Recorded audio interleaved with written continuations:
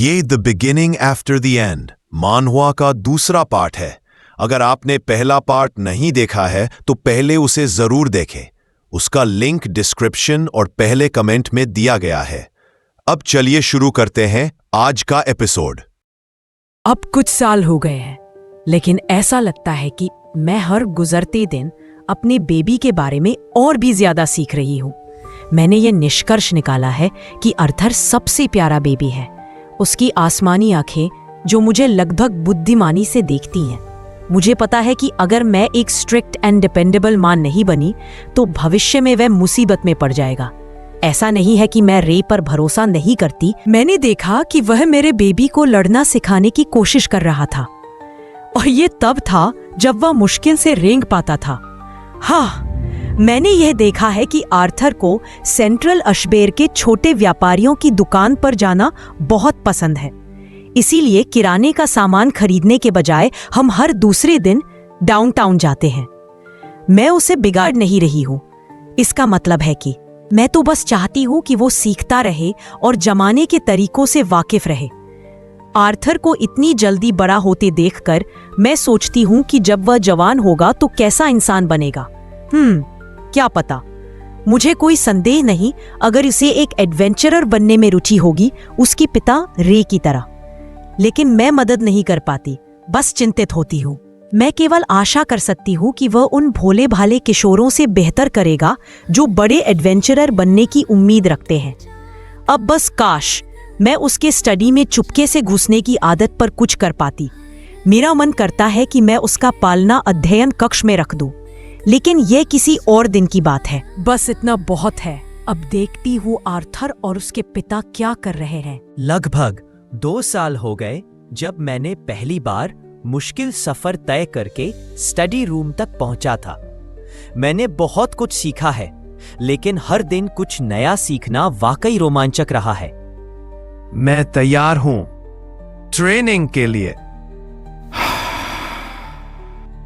वो पिछले कुछ मिनटों से कुछ जप रहे हैं और गहराई से ध्यान लगा रहे हैं।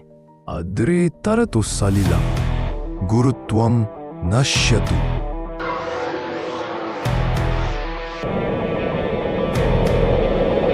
मैं सोच रहा हूं आखिर वो कौन सा जादुई चमत्कार करने वाले हैं।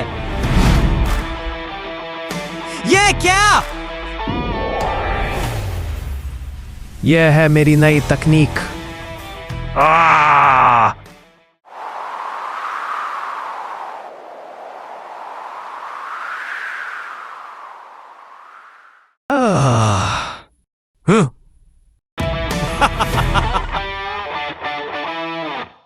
बस यही 3 मिनट की पूरी एकाग्रता किसी ऐसी चीज को फेंकने के लिए जिसे आप कम मेहनत में भी आसानी से फेंक सकते हो। अरे पापा! क्या तुम अपने पापा को देख रहे हो? लगता है कि फिर से उन्होंने आगे का आंगन खराब कर दिया। मैंने काफी पहले ही सीख लिया था कि मेरे पिता एक ऑगमेंटर थे। मैं सोचता हूँ कि जब मेरी माना कोर जागेगी तब मैं क्या बनूंगा।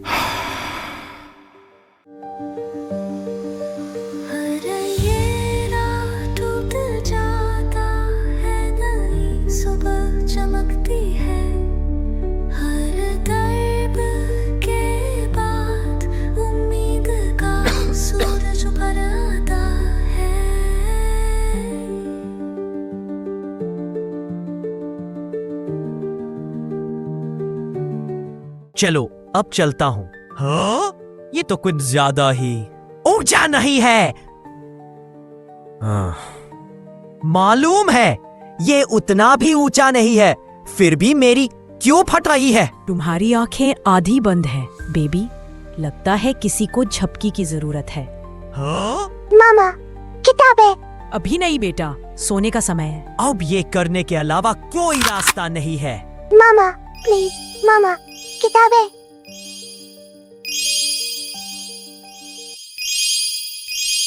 हाँ?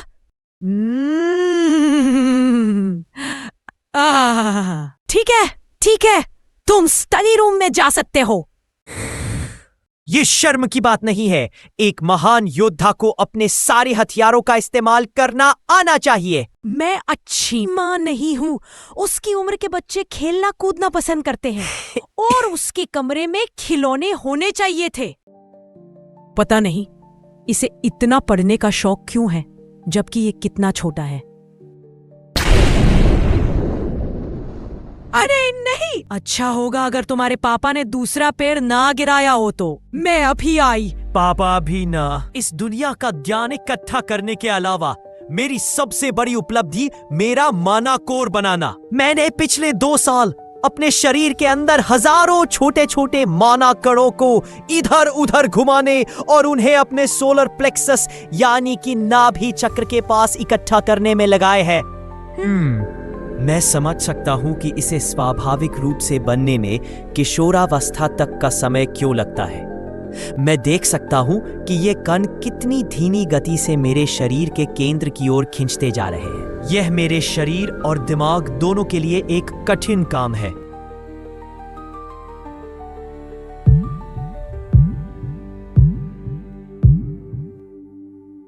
लेकिन ये 2 साल बेकार नहीं गए हैं।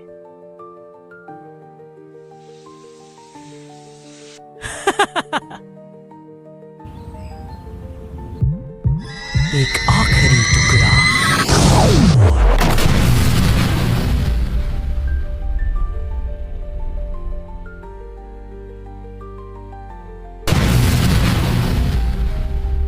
Art, art, art. हाँ, आर्ट। कहाँ हो तुम, आर्ट? ये क्या? हा, ये नहीं हो सकता। सच में? तुम मजाक कर रहे हो ना? क्या हुआ रोनाल्ड, आर्ट मिल गया? वो अभी 3 साल का ही है और उसने ये करके दिखाया। वाह, मुझे बहुत अच्छा लग रहा है। तो यही है माना कोर होने का एहसास। यहाँ तक कि पेड़ भी ज्यादा हरे दिखते हैं। पेड़? पेड़ कहाँ से आए? 1 मिनट रुके। क्या बकवास है? क्या हम पर हमला हुआ? हमारा घर फिर से बनाने के अलावा पिछले साल बहुत कुछ हुआ है। माँ ने मुझे पढ़ना और लिखना सिखाया और मैंने माना मैनिपुलेशन और ऑगमेंटेशन की बुनियादी बातें सीखना शुरू कर दी है। शुरू में क्योंकि मेरा शरीर लड़ाई के लिए बहुत छोटा था, हम सिर्फ बेसिक बॉडी वर्कआउट्स करते थे। बहुत ही हाल ही में मेरे पिता ने आखिरकार कहा कि अब मैं अभ्यास कर सकता हूँ उस लकड़ी की तलवार के साथ जो उन्होंने मेरे तीसरे जन्मदिन पर दी थी। ट्रेनिंग करने का टाइम हो गया है। मेरे पास तुम्हारी स्वॉर्ड है, चलो फटाफट। अब याद रखो, मैंने तुम्हें जो सिखाया था वो अपनी सांस के साथ माना का फ्लो मैच करो। जैसे तुम्हारा दिल या फेफड़े होते हैं, वैसे ही तुम्हारा कोर भी एक और अंग है। क्या उन्हें सच में लगा कि 4 साल का बच्चा ये निर्देश समझ पाता? चलो मैं तैयार हूँ। ये मुझसे 10 गुना बड़े और ताकतवर है।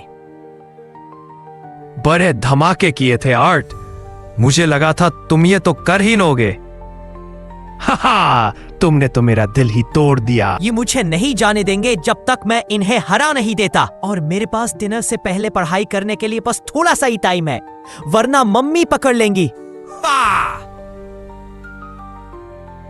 उसने तो मेरी स्वॉर्ड ही तोड़ दी। क्या मैं अब पढ़ने जा सकता हूँ? हाँ ठीक है। इस दुनिया में ताकत का पैमाना तुम्हारे माना कोर के रंग से तय होता है। शुरुआत में माना कोर काला होता है क्योंकि शरीर का खून और दूसरी अशुद्धियां माना पार्टिकल्स के साथ मिलकर माना कोर बनाती हैं। समय के साथ जैसे जैसे ये अशुद्धियां साफ होती जाती हैं, माना कोर और शुद्ध होता जाता है। रंगों का क्रम कुछ इस तरह होता है: काला, लाल, नारंगी, पीला, सिल्वर और आखिर में सफेद। हर स्तर 3 रूपों में बांटा जाता है: डार्क, सॉलिड और लाइट। जितना हल्का रंग होगा माना कोर का, उतनी ही ज्यादा उसकी शुद्धता होगी और उतनी ही ज्यादा उसकी ताकत, यानी एकदम चमकदार सफेद माना कोर। आर्थर, डिनर का टाइम हो गया। मम्मी की ये टाइमिंग तो स्पाइडरमैन के स्पाइडर सेंस को भी टक्कर दे दे। सीरियसली यार,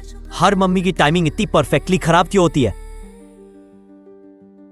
थोड़ा अकेले टाइम तो दे दो यार, वरना सीखूंगा कैसे? एलिस, अब वक्त आ गया है। आर्ट को अब एक असली मेंटर की जरूरत है। अगर अगला पार्ट जल्दी देखना चाहते हो तो सब्सक्राइब करो, शेयर करो और घंटी को ऑल पर सेट करना मत भूलना।